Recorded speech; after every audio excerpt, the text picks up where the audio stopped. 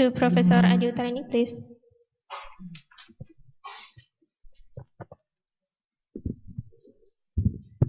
Good morning, everyone.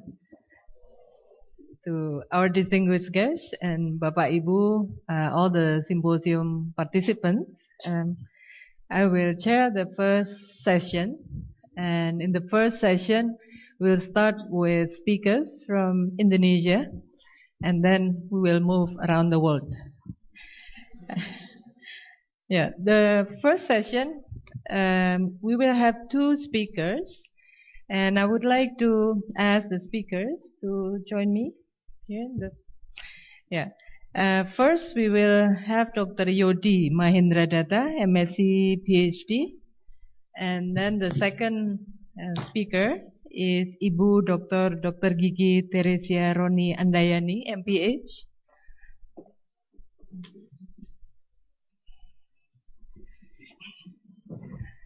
Yeah. For short introduction, Dr. Yodi Mahendra Datta, MSc PhD, is a lecturer at the Department of Public Health in this faculty. He is also the director of the Center for Health Policy and Management. And we are very proud to say that last year he won the Scopus Young Scientist Award, which leads him to a one-year visiting scholar in Heidelberg University. Yeah. So to make the time more efficient, I would like to ask Dr. Yodi to present, and we will have 20 minutes each for presentation. Please.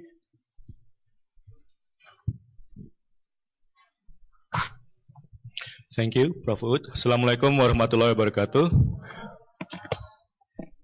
Distinguished guests, dear colleagues, NCDs these days is one of the burning issues in global health, as we all know it. It's making headlines, as you can see here, for example, CNN, BBC, Economist, US NPR, and this is a bit unusual. Not so long ago, if you see health in the news media, it's usually about outbreaks, SARS, swine flu, avian flu, and so on. But these days, we see that the news media also consider non-communicable diseases as newsworthy. And that's something which is quite a progress. And apparently, this news media are picking up the messages, picking up the stories which are coming out of the discussions, of the debates which are ongoing, particularly the ones which are coming out from high-level discussions, such as the one in the UN. In 2011, we had the UN General Assembly, which was on prevention and control of NCDs, which was quite a milestone for global health. Because this is not the World Health Assembly, this is the General Assembly. This is as high as you can get as far as Global Diplomacy Forum is concerned. The only disease which had this privilege before this was HIV/AIDS. So we can say in this respect that it's getting the same level of attention from the policymakers as HIV/AIDS. It's getting the place in this UN General Assembly.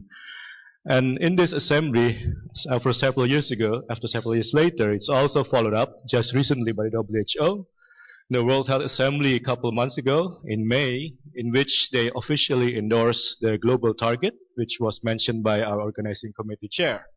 So we now officially have a global target for NCD, comparable to the global target for AIDS, TB, malaria, maternal and child health. We have it officially endorsed by World Health Assembly, and it was also endorsed by the NCD Alliance. Now, in parallel to these discussions among the policymakers, there was also quite intense debate in academic circles. There's also a lot of more and more conferences, presentations regarding NCDs, also a lot of more journal articles about NCDs. Just a few months ago, one of the most influential medical journals, The Lancet, published a special series on non-communicable diseases, which covers a wide range of dimensions of non-communicable diseases. And these are really impressive pieces of scientific work, which are essential readings for any of us who are concerned with non-communicable diseases and global health. And the profile of NCD also got an extra boost just recently due to these seminal publications, which some of you probably have came across. This is the report of the Global Burden of Disease, which is an amazing piece of work. If you see, this is the work of 488 co-authors. I don't know how you can work with 400 co-authors. It's really mind-boggling. Of 300 institutions from 50 countries. So they were working on an enormous amount of data to be able to document, to quantify the burden of diseases from 1990 to 2010. And they came out with nice figures like this one, which clearly shows that in the past decade, the increase in the global burden of diseases are mostly attributed to non-communicable diseases. The report was also written quite eloquently, and they also have some crisp messages which are quite easy to digest by lay community, by public policy makers, and by news media. For example, this one is very simple. The message is the leading cause of death have changed from communicable to non-communicable. Eating too much, overtaken hunger. These are very simple, direct messages which are coming out from a report like this. So it's easily taken up by the policymakers, easily taken up by the media. Now, up to this point, all is well. NCD seemingly is getting finally the attention which is long overdue. But the big question remains, to what extent these attentions are translated into concrete actions on the ground? To what extent sufficient resources are being pumped in to be able to implement effective actions against NCD in low and middle income countries? In short, in other words, show me the money. And the answer to that million-dollar question is a bit disappointing. If you look at the global health financing patterns, you will see that the funding for NCD is minute, minimum. Just as an illustration, this is a recent analysis published in The Lancet of the WHO budgetary allocations from 2008 to 2013. And then you can see, for non-communicable disease, this one is relatively small. Very much disproportionate to the burden of diseases. And this is not meant to pick on WHO. You will find similar patterns across most of the major international agencies. If you look at the allocations from the Bill and Melinda Gates Foundation, you will see similar pattern. Very little dedicated to non-communicable diseases. And so it's a contrast between the attention and the funding. And we can debate all day trying to explain why this is so, but one factor seems to be more or less a general consensus, that this is so because the fact is non-communicable disease was never part of the Millennium Development Goals. We all know the MDGs. We love the MDGs. Because health is a big part of the MDGs. But NCD is not part of the MDG. And we know what gets on the MDG gets funded. For example, you see for MDG 6, entirely new funding institution, the Global Fund to fight AIDS, TB, malaria was created. And they have pumped billions and billions of dollars to low and middle income countries to fight AIDS, TB, malaria to achieve MDG 6. But NCD was never there. So it was practically not part of it and not getting the priority it deserves. So that's the bad news. NCD is not part of MDG. The good news is MDG is not cast in stone. In fact, it's about to expire. Practically by December 31st, 2015. So in practical terms, when we wake up on the morning of January 1st, 2016, we will have MDG 2, a sequel to the MDG, whatever they call it. That is why at the moment there's a lot of debates, a lot of discussions on how the agenda after 2015 should look like.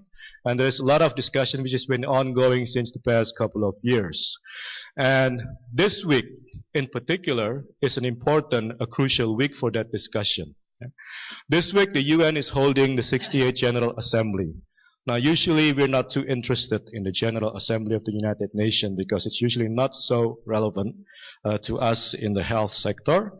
But this week it's special. This week, September 25th, which is still now in the US, in New York, They're holding the special event towards achieving the MDG, in which they're trying to formulate the last big push before 2015, and also bridging to post-2015. So effectively forging, shaping what is the agenda going to be after 2015. Now this is September 25th, so in New York time this is still September 25th, so it's still ongoing. So we don't know yet what is the result of the discussions. It would be nice if we know, so we could discuss it here also. But anyhow, it will be coming. Perhaps tomorrow we'll hear.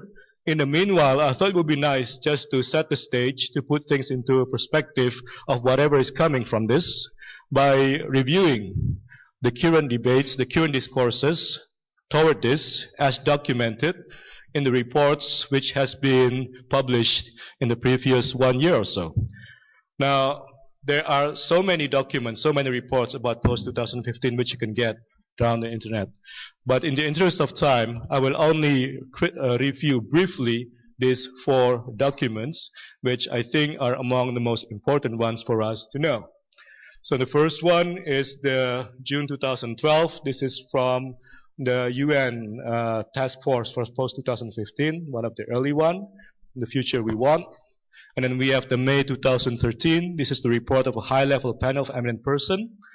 And then June 2013, we have the report of the Sustainable Development Solutions Network, also submitted to the UN Secretary General. And last but not least, this is the report by the UN Secretary General himself, Ban Ki-moon, which we will see. So we will unpack each one of these to see what are the thinkings which these documents contain, to see where the discussion is going and where is it likely to be ending. So let's take the first one. So this was published last year, one of the early ones, by the UN Task Team for Post-2015. So they were given the task to translate the results of the Rio +20 summit into the vision for the post-2015 agenda. And one of the things which they did first in the early parts of the report, they tried to review what is the strength and what are the weaknesses of the MDG. And it gets a bit interesting in the weakness part. Here, this is one passage I took out from the report about the weakness of the MDG. And here you see they say that one of the weaknesses, the MDG did not adequately address increase in non-communicable disease. So they acknowledged that this was an error of omission, that this had serious implication, it was omitted, and this was major weakness of the MDG. So that's nice. At least it's now being acknowledged that this is one of the weaknesses. Unfortunately, it doesn't go beyond that. So they say it was neglected, but if you read the rest of the report, it doesn't mention anything about NCD anymore. And the remaining section of the report is basically about the concepts they would recommend for the post-2015 agenda, which basically say that whatever the agenda is going to look like, the core principles should be human rights, equality, and sustainability. That's it. So not much, but at least NCD is mentioned in one sentence there, and that's a start. And perhaps, anyway, it's too early to expect much at that stage, because before that, the discussions were not so concrete. So let's see if the next report can deliver more expectations. This is the report by the high-level panel of eminent person. The name itself is quite scary. No? High-level panel of eminent person. So it's important people. And this is co-chaired by these 3 eminent individuals. One of them is very familiar to the Indonesians, I believe. This is our own president. But I believe most Indonesian doesn't know that he's involved as one of the architects of the post-2015. Because the news media in Indonesia is not so interested in these kinds of things. They're more interested on the negative things, but not so much on this positive thing. So yes, our president is one of the co-chair of the high-level panel of eminent person. And he acknowledged that it apparently is not so interesting. I remember very clearly when we were invited to the launch of the report in Jakarta at the State Palace. In the opening remark, he said that, please read the report. I know it's not interesting, but please read it anyway, because it's important. So even he said it's not interesting. So, but I still agree that it's an important report. There are quite a few things there which are noteworthy. The report itself, this is the core of the report, that there is a shift in terms of paradigm here, that for the MDG, the main concern of ending extreme poverty. Now, for this report, ending extreme poverty is not the end, but the beginning. So then we take it from there, because beyond that, what is more important is embarking on the path of sustainable development. So this is already a shift from merely ending extreme poverty, shifting to the path of sustainable development. And then they also highlight some of these transformative shifts, which also differs from the MDGs. I'm not going to go through one by one, but just to briefly show you that from the health perspective, there has been some concerns because we don't see much about health, and this is a result of a cloud analysis of the report. The cloud analysis basically show what words are being emphasized in the text to be able to see what are the things which are important. Can anybody see health in that cloud of words?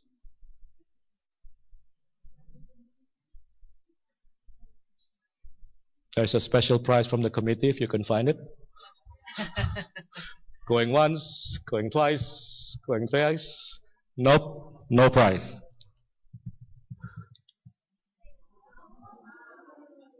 You need a very sharp eagle eye to see that. And that's not good, because that means health is not mentioned much in the text, and that raises concern. So in the text, you don't see a lot about health in this report. But not to despair first. Apparently, in the annex, it gets a bit more interesting. So in the main text, yes, there is not much about health. But if you look at the annex, in the annex, they have what they call illustrative goals, which they propose. And these are the illustrative goals, 12. So from 8 growing to 12. MDG, we had 8 goals, now become 12. And there you see number 4. Goal is ensure healthy lives. And then there's still other ones which are related. For example, number 5, good nutrition. Number 6, access to water and sanitation, also related to health. So apparently it's there. So let's see what's behind door number 4, healthy lives. What are they saying about healthy lives? This is what the breakdown of the goals of ensure healthy lives look like. The first one, it looks like an extension of MDG 4. It's about infant mortality, under 5 mortality. So it's still there. The second one is a little bit new, about coverage of vaccinations, but not just in children, also in adult and older people. The third one is an extension also of the previous MDG. It's about maternal mortality. The fourth one is new and very controversial, sexual and reproductive health. This was one of the last bits to come in. And the last one there, you see an extension of MDG 6. Burden of HIV/AIDS, TB, malaria, and there we see the last one, NCDs. So it's there, but that's it. It's there and it's at the end. Okay, so it's good to see it's there, but it doesn't go beyond that also. That's it. They just say reduce the burden of non-communicable disease. How? It's not mentioned at this stage. So that's the report of the high-level panel. So let's have a look at the third one. This is the report for the Sustainable Development Network, which is chaired by Jeffrey Sachs. And there, just to go very quickly, they're very much emphasizing on this dimension of sustainable development, economic development, social inclusion, environmental sustainability, and good governance. And to be able to achieve that, they propose 10 goals, which is called the Sustainable Development Goal, SDG. So the MDG will become SDG, apparently. And here among the 10, you got number 5, achieve health and well-being at all ages. And let's unpack number 5. And there here we see, in number 5, they say, when we talk about achieving health and well-being at all ages, this is a long sentence, I'm not going to read it, but coming into where NCD comes in, healthy, sustainable decision regarding diet, related to NCD, physical activity, and other individual social dimensions of health. So it's addressed there. And then they also have 3 targets of that goal, which is quite interesting to see that all targets touch NCD. So here you see, for example, prevention and treatment of communicable and non-communicable diseases, and here you have this universal access. And then here you see also mortality under 70 years of age from non-communicable diseases, promote healthy diet, physical activity, blah, blah, blah, and so on. So in their proposed targets, it's very much taking into account the importance of NCD for development. And that's good news. Of course, there's still room for improvement, but anyhow, this is quite a progress compared to the earlier reports. So let's look at the last one, which is from the Secretary General, Mr. Ban Ki-moon, which is supposed to be in the masterpiece. The report is entitled A Life of Dignity, a very profound title, again raising the expectations because this is supposed to be the climax. But if we look at what's inside, this is basically the outline of the emerging vision that he sees for the post-2015. And to be able to achieve this vision, he proposed that there are transformative and mutually reinforcing actions, and among which is improve health. And let's unpack what's under improve health. And we see this 1, 2, 3, 4, 5, 6 points. Reduce burden, promote healthy behavior. And that's it. And not beyond that. So it's a bit of a surprise because the previous report by the Sustainable Development Network was pretty sharp, quite sharp. But then it comes into this report at the end, which is a step back compared to the previous report. So it's a bit disappointing. It's an anticlimax, I would say. So if, as a lecturer, I would mark this as a class assignment, this would get a B. It was not bad, but it didn't do much. Can give this a B+. It was much better, but still much room for improvement. This one is pretty good. A-, but this one then comes back to the B. It's an anticlimax. Now you might differ, and because this is very subjective, of course, and it's also just from the perspective of NCDs. If you take it from the perspective of others, you might get different marks. Look at it from climate change perspective, it would be different. But that's how it is. But to be fair, you don't expect any reports like this to get an A+. Because it's very difficult to be able to get a perfect report, to be able to reconcile all the different interests, all the different inputs. We were involved in several of the discussions of this report, and I remember how difficult it is to be able to synthesize all the different inputs. For example, in the meeting in Bali, in which they had this roundtable discussion of 100 academicians. Imagine 100 academicians sitting at a round table from different faculties, different subject, different discipline. Everybody thinks his subject is important. Everybody wants to put it on the agenda. So it was quite a big fight.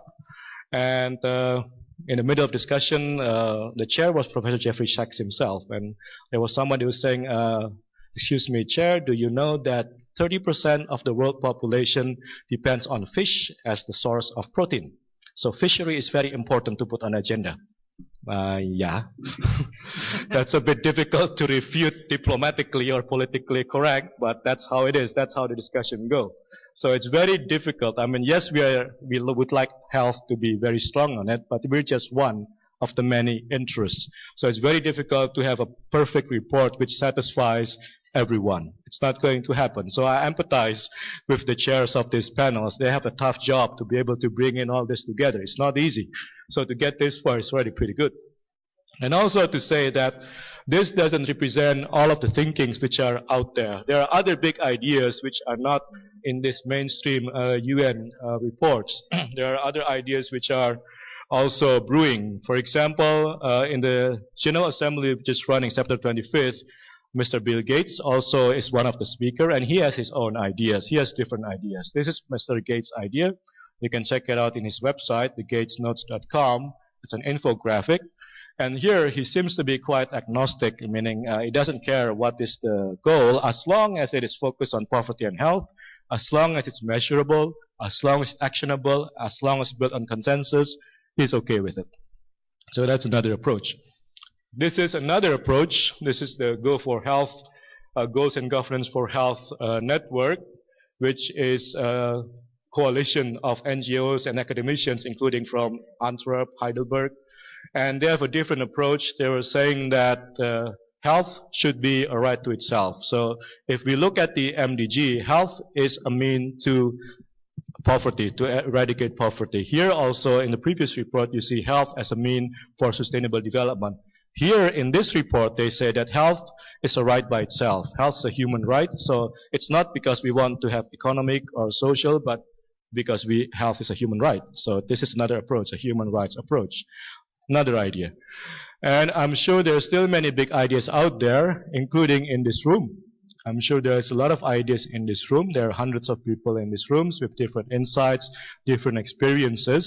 So I would be very interested to hear about these different ideas between NCD, health, and development. This is not New York. This is not the United Nations General Assembly, but that's okay. I don't believe that the winds of change should only blow from New York or Geneva or Washington. It should also blow from places like this, resource-constrained setting, where the day-to-day reality are these challenges, places like Yogyakarta. So the wind should also blow from Jogja to the other parts of the world. Thank you for your attention. Assalamualaikum warahmatullahi wabarakatuh. Thank you, Pak Yodi. So shall we ask the organizing committee to forward your marks to the respective organizations? Yes, please. Yeah. Now we will continue with the second speaker, Ibu Dr. Gigi Teresia Roni Andayani, MPH. She is currently with the National Planning and Development Bureau from the Directorate of Personal Health. Yeah. Head of Subdirectorate on Personal Health. Or Chief Division of Personal Health. Yes. So please, Ibu, your time is 20 minutes also.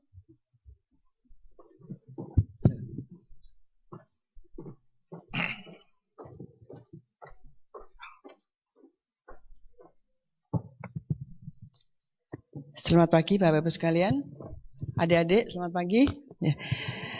Terima kasih pada kesempatan di sini untuk menyampaikan ide-ide tentang bagaimana sesungguhnya NCD ini kita kerjakan di Indonesia.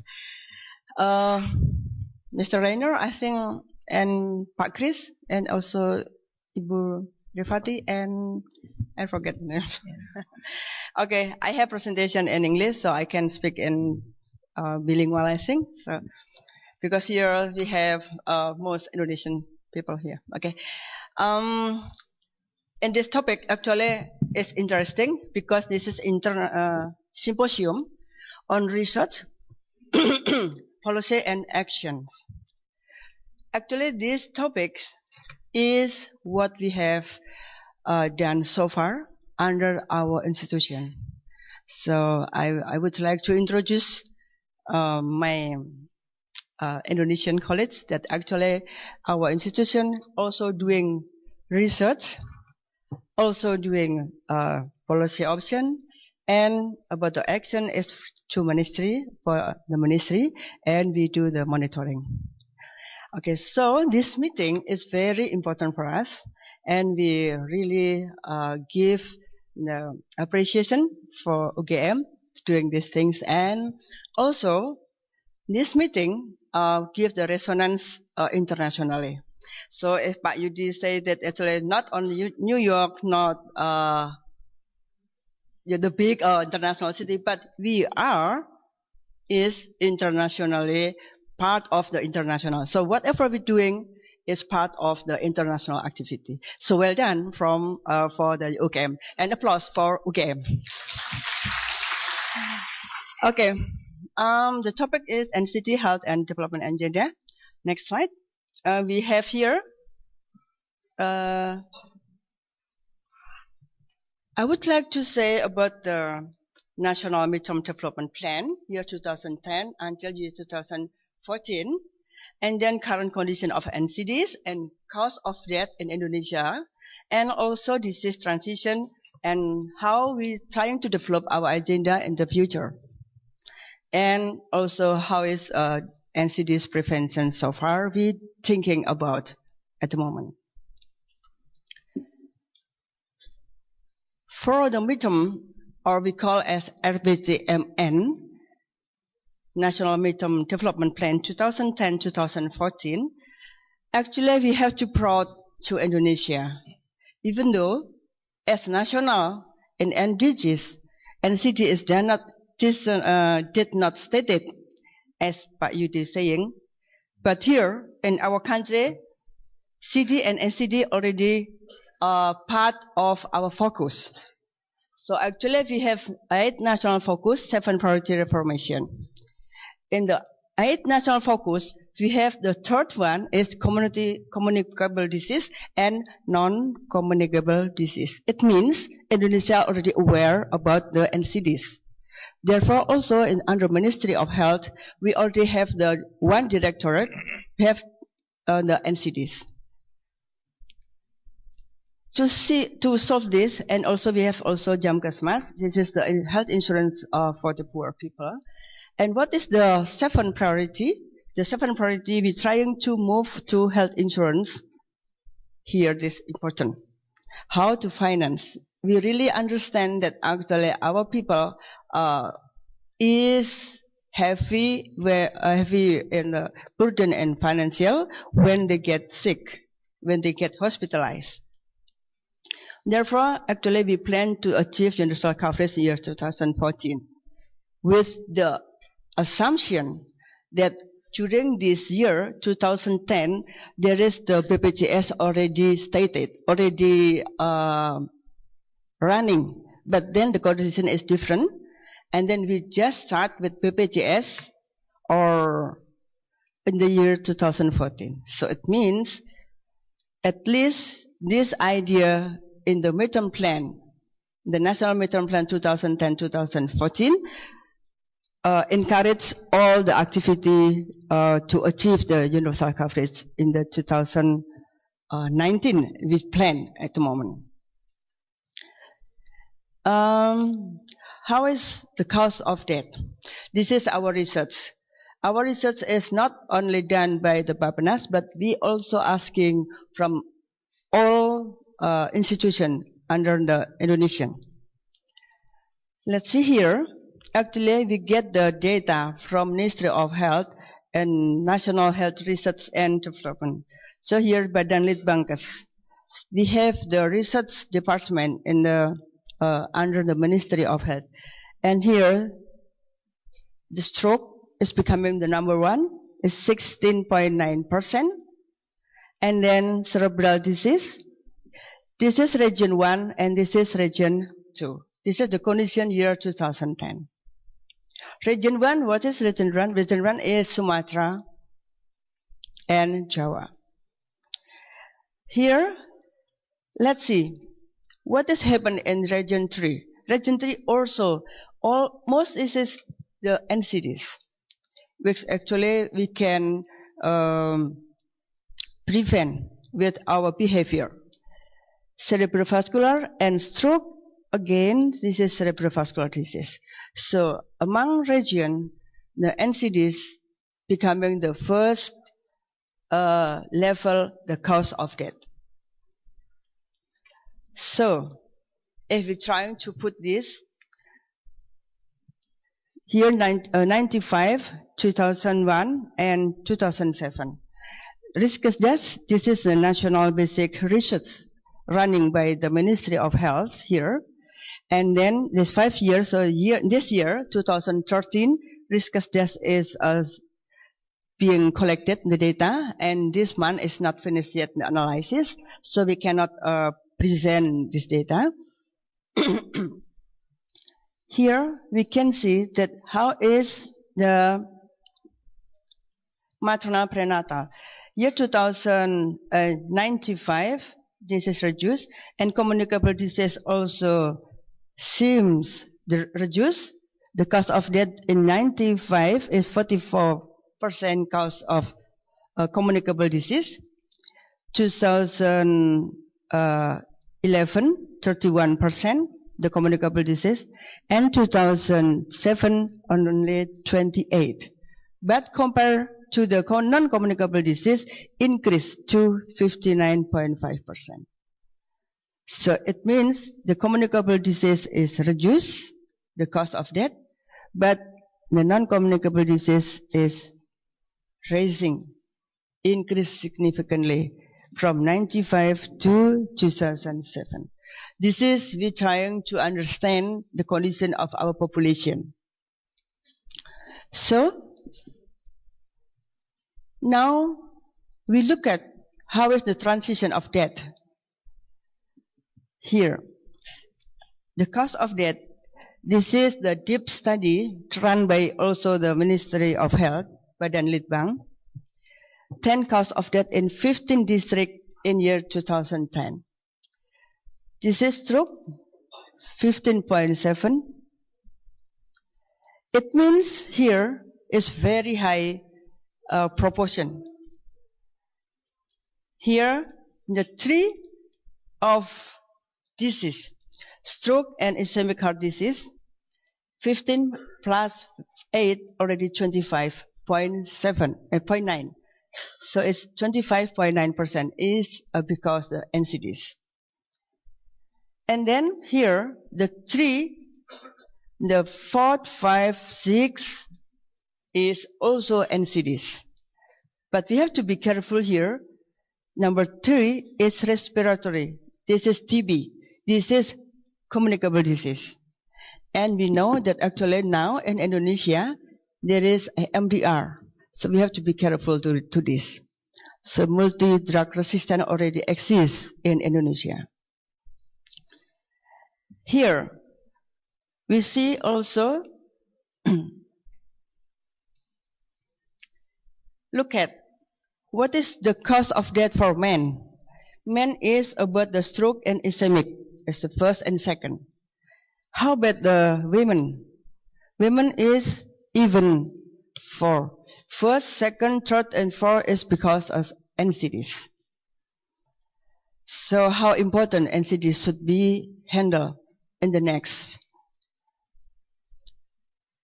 But TB, we cannot laugh.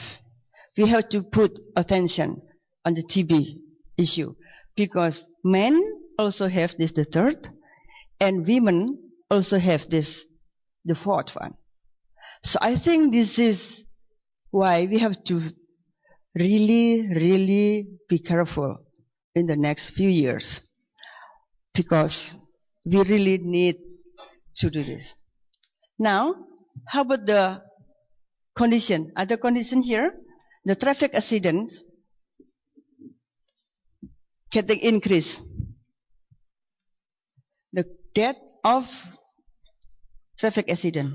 Here, about the communicable disease reduced and non-communicable disease reduced.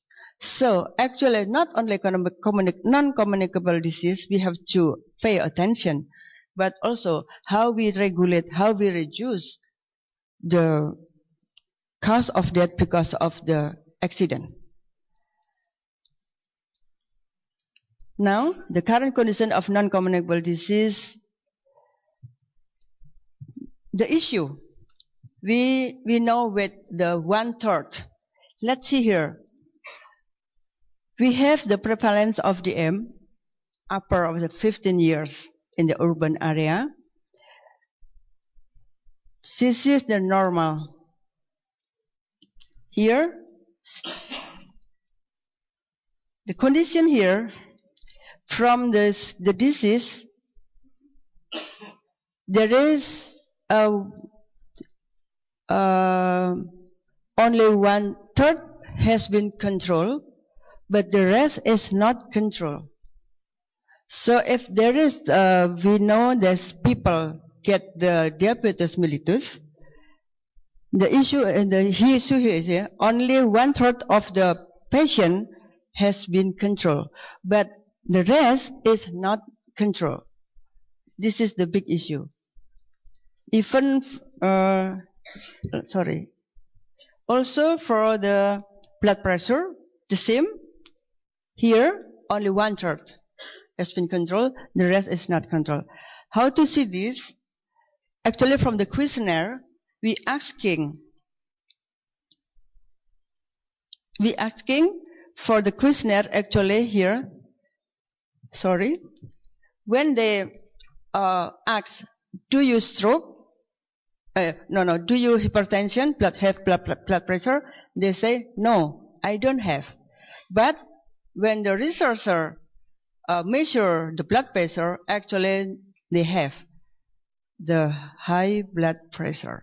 So it means really we have to control 2/3 of the population of the high blood pressure potential.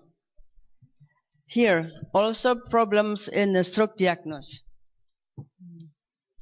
The rings here, also the problem here, when we're trying to break down to the province. There is some province like Papua is lower in prevalence of stroke, but here in DKI and then Aceh is really high. What is behind this? Why the people stay in Aceh have prevalence of stroke is higher in Indonesia. Here also prevalence of hypertension. Okay. I think the audience doesn't interest with this data. Yeah. Because this is our condition. Here, Aceh again about the heart disease also very high. And here, West Sulawesi is the lowest one. Now we move to tumor. Also we have here. Okay? What does it mean? So we really have to take into account all NCDs issue. But this is not easy, as Pak Yudi is saying, because of the attitude of us. So how to change our attitude in eating and providing things to reduce the NCDs. Now we're trying to go to the development agenda here. At the moment we have a background study. Here, National Health System or SKN becoming the basic consideration to do the technocratic planning.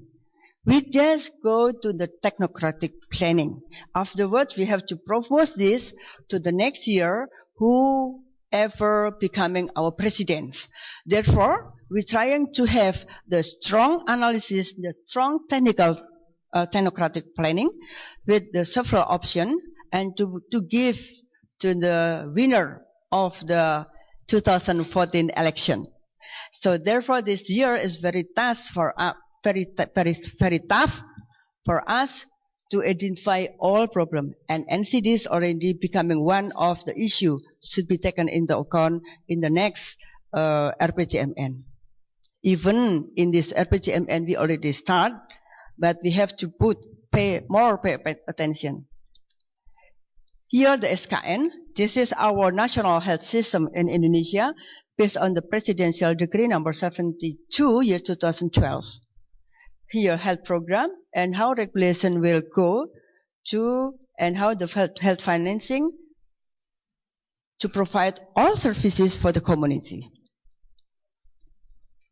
And here our concept to see and to design our background study. We have the static environment including how social protection will be implemented in year 2014, post-MDGs and international commitment. And we have the dimension here, and we have also program intervention. We also put attention, community nutrition, NCDs, and healthy lifestyles becoming one of the priority in our study at the moment. Now, here we're trying to see all aspects in every single theme, and we already discussed these things. And the next month, maybe we have some preliminary finding of all things of background study. Yesterday we just have a workshop on drug and food security control to preparing the background study. Here, the post-MDGs already presented by Pak Yudi. However, here we focus on this, how actually the economic growth will be influence our sustainable development. And here, the number 4, ensure health life. We try to put here non-communicable disease becoming priority in under the target 4, ensure healthy lives.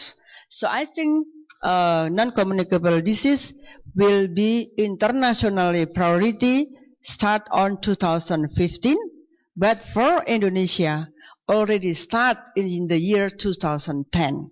So this is, I try to making remark here because actually Indonesia already 5 years advanced thinking about the NCD should be controlled.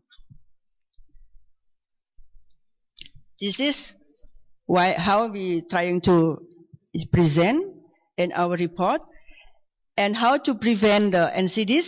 This is the concept actually. There is a community health services and individual health services. Therefore, Pak Yudi also presenting the individual health and how disease will be cured and prevent. Here, this is from Susanas. The data show that actually the population in Indonesia, most 70% is healthy, another 30% have disease sign. Who have disease sign, 42% is self-care, and then the 55% is go to the health services. And here, the health facility should improve the quality of care. But here, we should move here to there. So we're trying to make healthy people, not 70, but 80 or 85. And prevent them goes to this disease sign using the promotion and prevention. And how to do this? So I think we already have identified some of them as community-based, school health program, office health program, media, journalists, and we have to improve. We have to improve knowledge of our journalists in the NCDs, so they can write correctly how to educate people. And we will also trying to invite our movie star or artists in Indonesia, because the issue why people now is depending the artist. If the artist is slim, so all people trying to be slim, but sometimes too slim. Yeah, the teenager sometimes too slim, and they're not ready to be a mother. This is also another side of NCD. We have to be careful because in our research also, because the nutrition is not enough for the young, for the teenager, when they get married and have pregnant, they're not ready to feed the baby. And then they born with a lower weight. So we have to be careful how the cut-off point between the slim of NCDs and the slim of for the maternal health care. So we have to be careful in these two items. Ibu, 2 minutes. Okay, thank you very much. Because we have also here, we have to go. No, sorry. We have to go to promotive care even greater. So if now stay here in the RPJMN 2005-2010, so hopefully in the end of the RPJMN, the promotive prevention care is becoming higher and higher. So do you agree? Okay, thank you very much.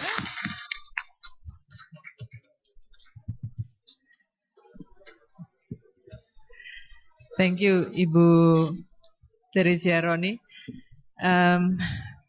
Bapak Ibu sekalian, now let's start with the discussion session.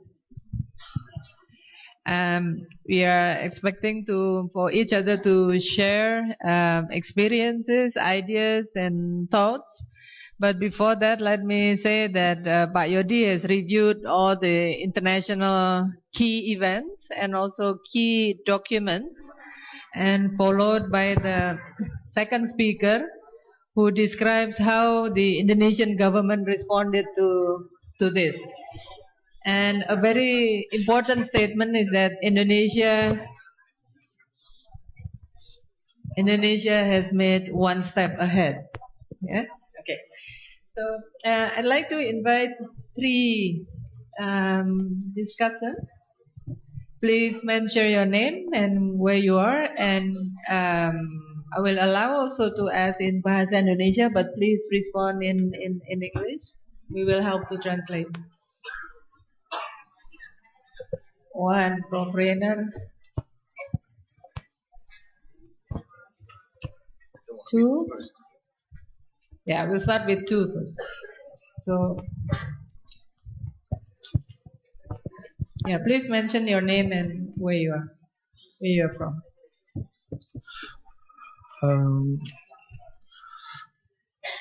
Okay.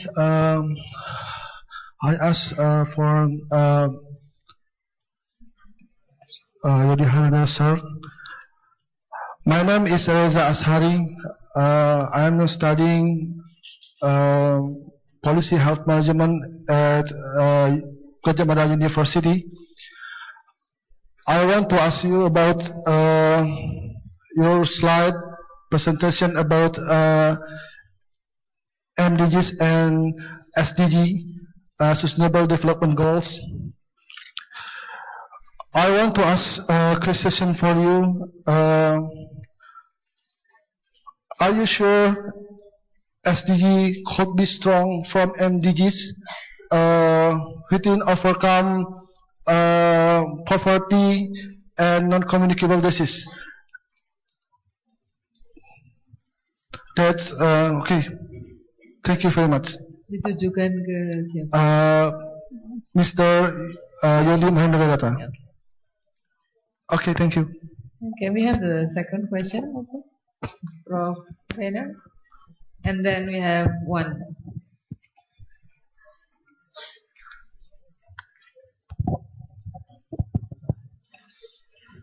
Okay, good morning. My name is Nyoman Purnawan. I'm from Field Epidemiology Training Program. I want to ask with Dr. Teresia.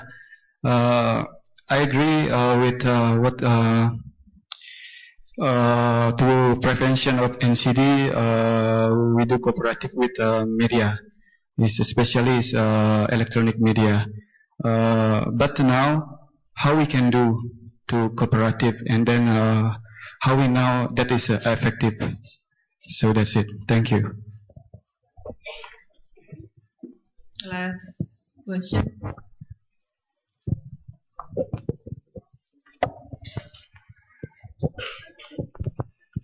Yes, thank you very much. I'm Rainer Sauerborn from Heidelberg University in Germany.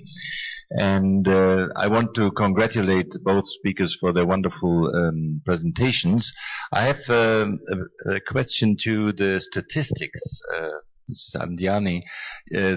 Cancer didn't show at all in any of the top 10 killing diseases in any province. Is this a reporting problem, or is this really not a problem? Thank you. Okay, we'll have three questions first, and then we'll open the second session again. Pak Yodi, please. Or Bu Teresia. Yeah, Bu Roni. Yeah.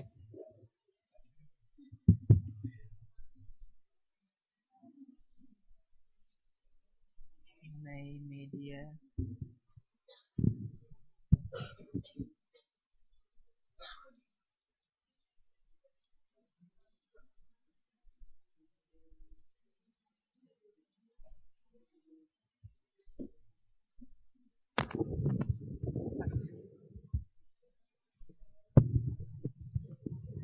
Thank you for the questions. I would like to answer for the last questions first.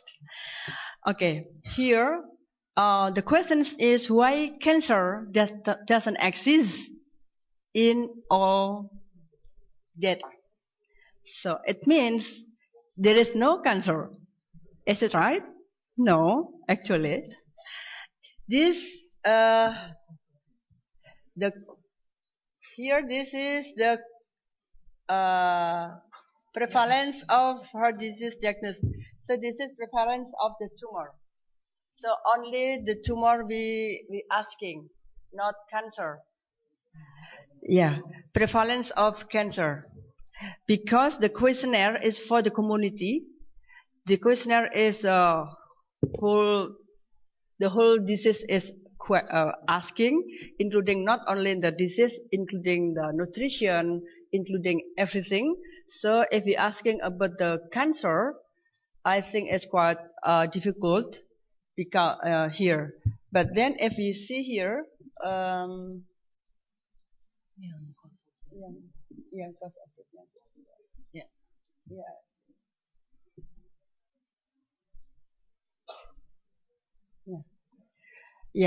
cause of death here is not in the 10, but lower than 10. Because we're trying only put this the 10. The 10 biggest cause of death in Indonesia.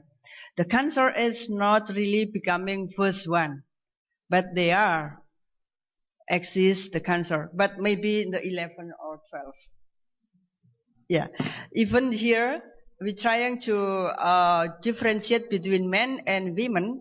Also, the cancer doesn't exist. Okay, and now asking about the media.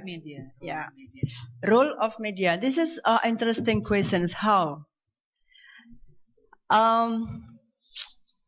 My dear friends, actually, we always working in why. This is, I think, this is the good question. Usually the how, we trying to put them left.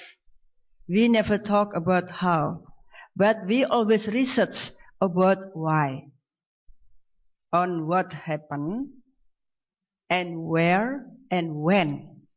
But when we talk about how, the researcher usually doesn't answer this how. This is our task. How? And media, we're trying to already invite media in some meetings, some workshop, like when we're discussing about this communicable disease and non-communicable disease workshop to set up background study. We always invite the community.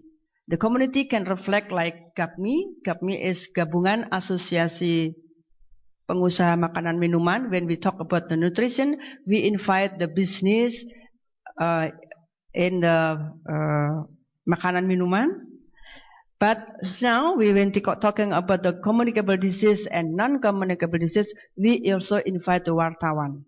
We invite Kompas and we invite some of the media. Why?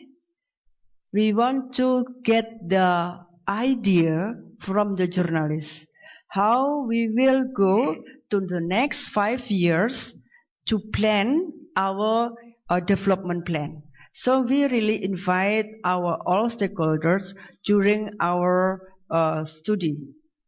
So everybody can speak in that workshop. Therefore, when we invite the media, they know, and then afterward they can get better things. This is only one how. Another how, which we collaborate also with other donors, other partners. At the moment, like UNICEF, also train the journalists to give them how actually to understand about the micronutrient, which is to reduce the stunting. So this is the method we trying to improve the media. I think maybe we need also invite the all media in the in the topic, not to give them socialization, but let us them to think and to give the information for us, the invitation, and then before this we give this core of the substance, and then invite them to thinking. So I think when they are thinking, this is very quick understanding and very quick to disseminate to the peer group. This is the one of the strategy. Thank you. Untuk pertanyaan yang pertama, Mas Reza ya, betul ya.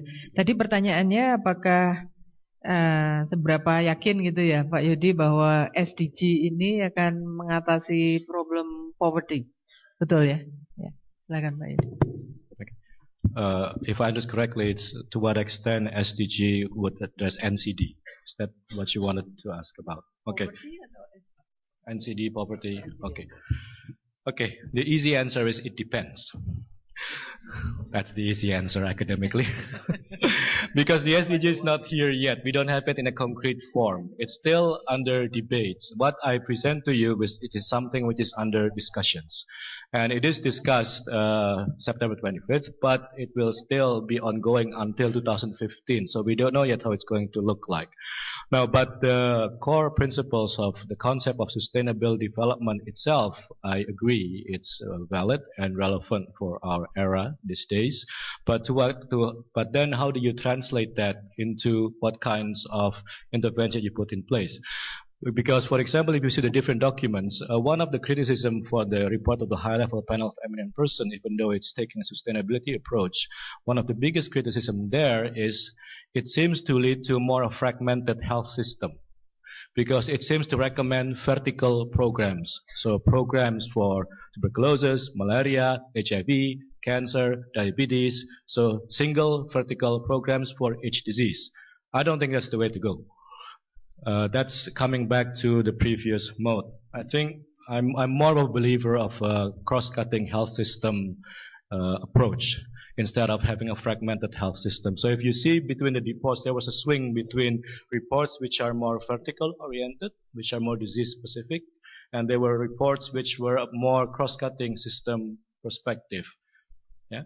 So it depends on, in the end, what does the SDGs translate into like. I don't know yet. But the core principle itself is valid and relevant, but then it depends, does it translate into vertical programs, silos, or does it translate into more of a health system-based approach interventions, which I believe is more effective. Okay? Yeah. We still have 8 minutes, so we can, one question, 2, 3. Yeah, please.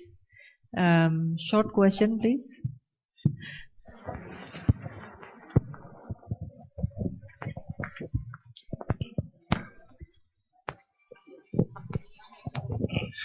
My name is Harjo Suwarno, Slamet Harjo Suwarno from Christian University of Duta Wacana in Yogyakarta. I have a problem when defining what is communicable disease and non-communicable disease. I believe that when seeing maternal mortality, it's actually also, is it infectious disease also include in communicable disease or not, for instance. And then for the classifying in non-communicable and communicable disease, really difficult in aging people. Must be, it is communicable disease or not communicable disease. Then I believe that when we combat with this issue, I believe that non-communicable disease more and more significant now. But when we have to see that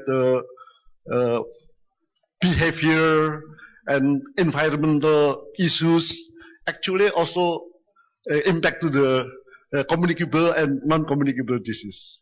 How we define then communicable disease and non-communicable disease in these issues? Thank you. Second question.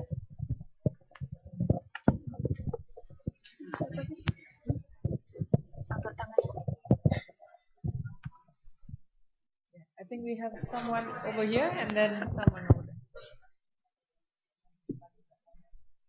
Yang di mana itu? Oh, nggak lihat.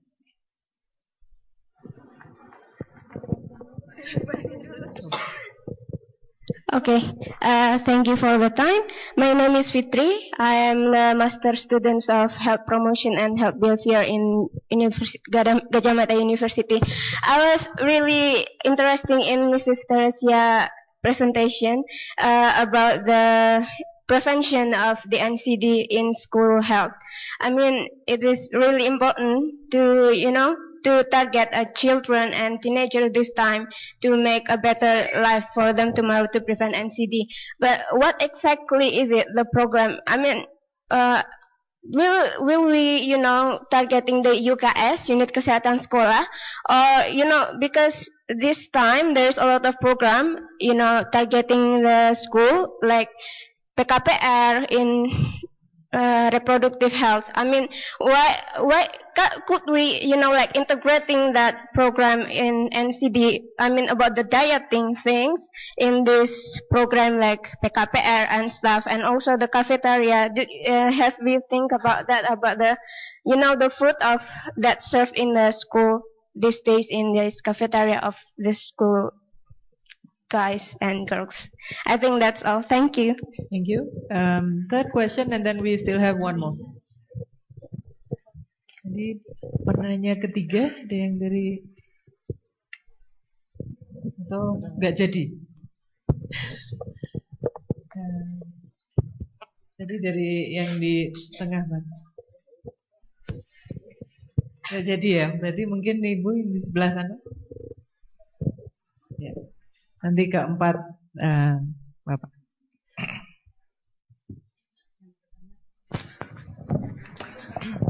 Thank you. My name is Sarah Handayani. I'm a doctoral student of University of Indonesia. This topic is very interesting for me. That's why I'm here now. I want to ask Mr. Yodi. You explained that the funding for NCD is not like for communicable disease like HIV, TB, malaria. Can you predict about for the next term about SDG? Can the number of the funding will be increased or not? And for Ibu Teresia, I want to ask you. You said that the program of NCD is already in our program. What are the priority? And I want to know the allocation budget.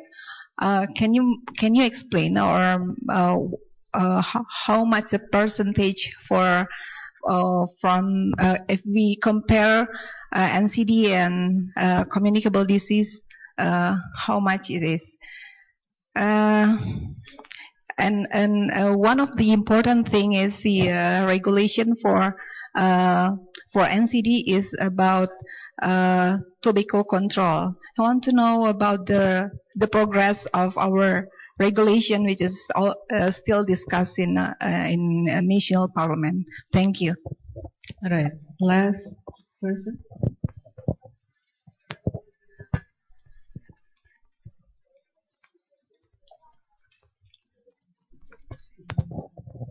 Okay, thank you very much. I'm sorry, my English language is not good enough, so I will ask in Indonesian language. Oke, ya.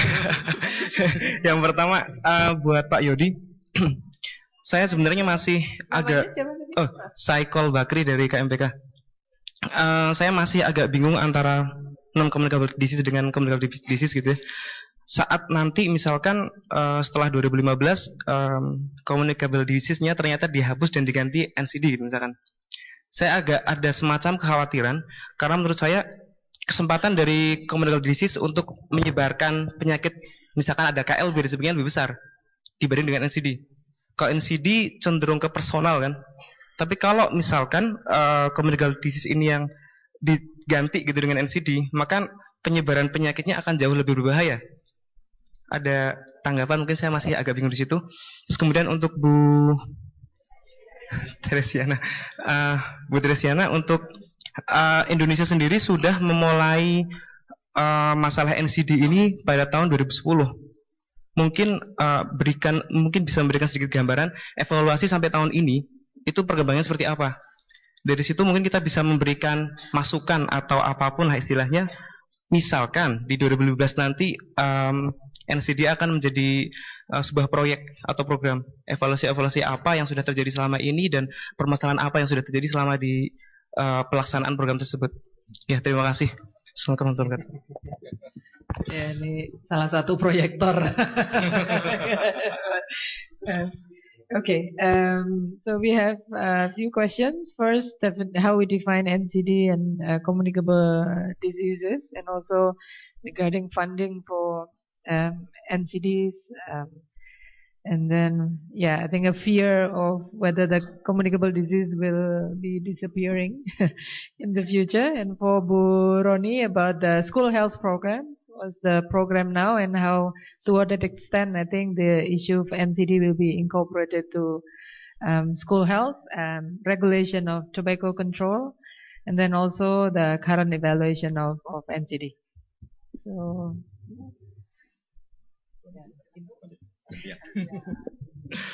Okay, thank you for the questions. I will start with the last one. Now, first of all, to clarify, if you look at the discussions, the reports, there is no scenario whatsoever to delete communicable disease from the global development agenda. So one of the consensus is that many of the goals in the MDG remains valid. And some of them are actually unfinished business that you need still to continue it. So there is no scenario to drop communicable disease from the development agenda. It will remain there. So that fear, I mean, we should not worry too much about that. It's still going to be there. HIV, TB, malaria. If you look at the goals of the health panel, you see the last one is actually mentioning AIDS, TB, malaria, plus neglected tropical diseases, which is helminthiasis, schistosomiasis, filariasis, and so forth, plus non-communicable disease. So the whole bunch is there. So no fear that it's going to be deleted as such. But then bridging to the previous question regarding the division between communicable disease and non-communicable diseases. Now this is, I agree, a bit tricky, and actually I would recommend not to be trapped with this divisions, because this is also the danger. If we are too divisive, then there will be two camps. There will be people fighting for funding for communicable disease, and there will be people fighting for funding for non-communicable diseases. And these two camps will be trying to grab pieces of the pie, which is very limited already. That's why I'm not so much into the vertical approaches, which seems to be recommended, more of a health system approaches, which is for both communicable and non-communicable diseases. Yeah? More of a cross-cutting one, because some of the communicable diseases have features, characteristics, which is like non-communicable disease. HIV, TB is communicable, but they are chronic. They need long-term treatment, management, and so forth, which is similar to the case management of diabetes, hypertension, cardiovascular. You need treatment, adherence, you need continuous interactions, and so forth. So I don't think it's fruitful to divide it so sharply between communicable disease and non-communicable disease. It's better to take it cross-cutting as a whole, that we need a health system which can deal with both communicable and non-communicable diseases. Another division is chronic or acute, which might make more sense, because management for chronic disease and management for acute disease is a bit different. Yeah? So that might be a bit more sensible than trying to differentiate between communicable and non-communicable disease. And then what is the prediction for funding for non-communicable disease if it gets into the post-2015 agenda? I'm not Mr. Bill Gates, so I don't know how much Mr. Bill Gates is going to fund. But yeah, I mean, if history is going to repeat itself, what gets on the development agenda will get financed, will get priority for financing. But the question is not so much whether it will increase or not for non-communicable disease. I believe it will increase, but it's more of what will they allocate it for within the non-communicable disease. What we see is that for the funding for non-communicable disease, you see very little which are going for preventions of obesity and so forth, because this is in conflict with the interests of big corporations. For example, soft drinks, fast food, these are big corporations, multinational companies, which have very strong lobbies, even in the UN. If you look at the high-level meetings for non-communicable disease, there are representatives from food companies in there. So it's like having representative of your enemy, as you say, because they have different interests of selling different products, food, soft drinks, and so forth. So and many of these funding agencies have interest in that as well. There was a publication recently which is interesting, which shows that many of the board members of the Bill and Melinda Gates Foundation actually serves as board of director of McDonald's, Coca-Cola, and so forth. There is a publication here. Yeah. And Bu Roni will explain a bit about the Permenkes, but I can share with you it's a publication, and it shows clearly that many of the board members are linked, and so they also have to serve the interests of the companies in which they are becoming the board of director. So then they shy away a bit with interventions which are in conflict with the corporate interests. So it's more of a question of how will they allocate it, not how much it will increase.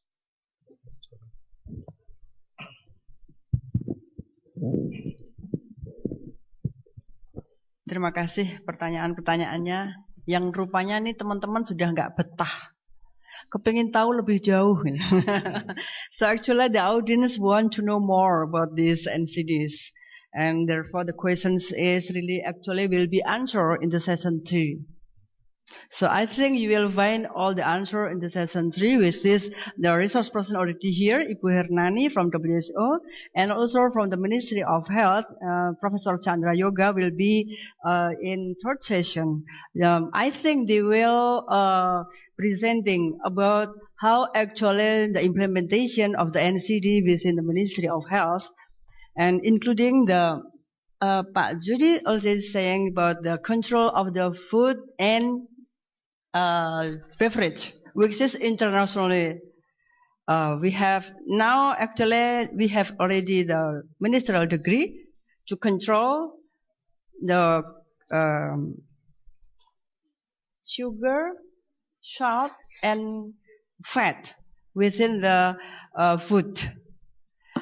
Therefore, this becoming issue with the other ministry, from Ministry of Trade, etc., etc. So it's not easy. So I think all the control of the NCDs is not only can be handled by the Ministry of Health, but also the all ministry, and also all of you here in this room.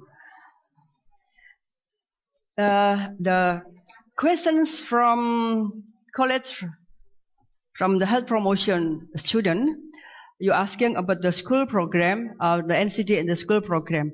So I think this is your task, how to identify, how to develop. Okay, you not ask, but you have to give the idea. This is the mean of the student, master student in the health promotion. Okay. Within the Papanas, we already identified this is the room we can do in the school program. But what is in the school program is, it is your task. Okay, and then now what you suggest already done in several schools. Let's see, to control the food selling in the school, etc., etc. But it's not implemented in the whole schooling, and this is our task. So I don't want to say this is the government task. This is our task, Indonesian people task. The government, university, NGO, community, and all partners. Do you agree with? Okay. Regarding the tobacco control, I think you will listen more deeper in the session 3, because they will present about the tobacco. And then already have the government regulation, I think number 109, you can reduce, you can retrieve from the web, the tobacco control regulation, and the KTR, and how to implement also maybe will be presenting in detail in the session 3. Okay, about the budget. So do you think the budget is the important one? Do you think? Okay. How you use your money in your house? Okay. How do you use your income in your house?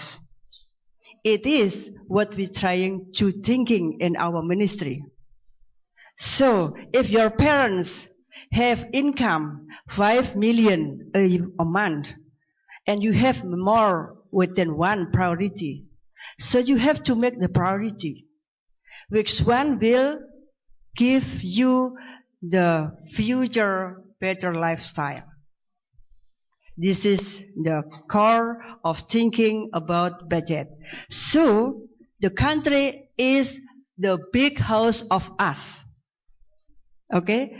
The resource always limited. No one country have, lot of unlimited resource. So all countries have limited resources as our household. So just thinking about when you're asking about the money and everything, and just go through about the priority and what is the goal of the country. And this is the analogy how budget is important. Now, how much budget is important? How much budget needed? This is the task of us. We don't know yet how much actually the money you need. Okay? Some people are only asking need money, but when we asking how much you need, there is no calculation. There is no cost. So this is the important one. When also year 2014, health promotion, health prevention, compared to curative and preventive. There is the BPJS. This is the social insurance will be implemented the 1st of January 2014. The question is, how much is cost of the promotion? Who will do it? Who will estimate this cost? Just do it. You are in your hand. Everything is in your hand. The students is the future of the country. So we really depend on you, my dear students. Thank you very much. Okay, I think this session we go over time already. And before we end the session, just try to summarize the key points that we learned from the two speakers and from the discussion. First of all, I think in general, this session will set the stage for the further sessions during these 2 days. And we learned that NCD is very high on the agenda at the policy dialogue, as well as in the discussed a lot in the academic community, academic journals.